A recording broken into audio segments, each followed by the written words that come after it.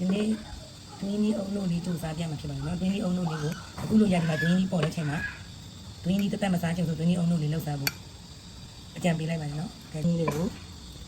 ပိုးအတန်လေးတစ်လုံးမှထည့်မယ်ပြီးလို့ရှိရင်အစိမ့်ဝင်ပေးရမှာရှင်ဒွင်းကြီးလေးကိုအခုဆိုအစိမ့်ဝင်ပြီးတော့ဆိုရင်ကြားထည့်ပါမယ်ရှင်ကြားကိုအချိုးလေးများကြိုက်တော့များထည့်မယ်နော်ဒွင်းကြီးရှိတဲ့ကိုလုံးမဲ့ခြေနေလောက်ချိန်ပြီးတော့ထည့်ရပါမယ်ဒါကိုလက်ဖက်ရည်စုံတစ်စုံထည့်ပါမယ်နောက်ပြီးတော့အုံတို့ထည့်ပါမယ်အုံတို့အလွယ်ဒီကတိအလွယ်ဒီလွယ်ပတ်စင်းကိုတောင်းထားတယ်နော်ဒီမှာအုံတို့ကို900မီလီဂရမ်ထည့်ပါမယ်ရှင်စားရှိပါတယ်အကြားရဲ့စားရဲ့အုံတို့ကို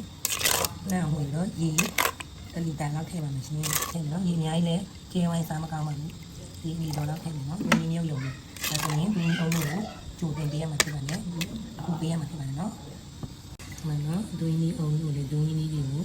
မနေချေပါဘူးဒီမှာအဖက်လိုက်လေးတွေဒါကိုကြိုပေးပါမယ်အကြာကြီးချက်စီရမလို့ပါဘူးနော်9မိနစ်လောက်ချက်ပေးရပါပြီဒါဒွင်းကြီးအုံတို့လေးလောက်စားတာလေးကိုချက်ပြတာဖြစ်ပါမယ်ဒီနေ့အုံတို့စားဖို့ပြင်ဆင်ပါမယ်နော်ဒီမှာမဆုံးတွဲစားဖို့တော့ကောင်းကြီးနော်ကောင်းကြီးခုလိုပေါင်းမိတာလေးကိုဒီမှာထည့်ပါမယ်ကောင်းကြီးနော်ဒီမှာကောင်းကြီးလေးဒီအုံတို့လေးဆန်းပြမယ်နော်ကောင်းကြီးနဲ့တွဲစားလို့ရတယ်တွင်းကြီးအုံလို့လည်းပါအရင်မချီတာတော့ခုလိုအဖက်လေးတွေနဲ့အရင်ကမွေးပြီးတော့တွင်းကြီးအသားတွေပဲစားလို့ရအောင်ချစ်ကြိုထားပေးတာဖြစ်ပါတယ်နော်တွင်းကြီးအုံလို့လေးလွယ်လွယ်လေးပဲနော်တွင်းကြီးသေးပေါ်တဲ့ချိန်မှာလောက်စားလို့ရပါပြီတွင်းကြီးအုံလို့လေးလောက်စားကြည့်နော်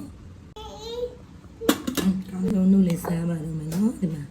ကောင်းကြီး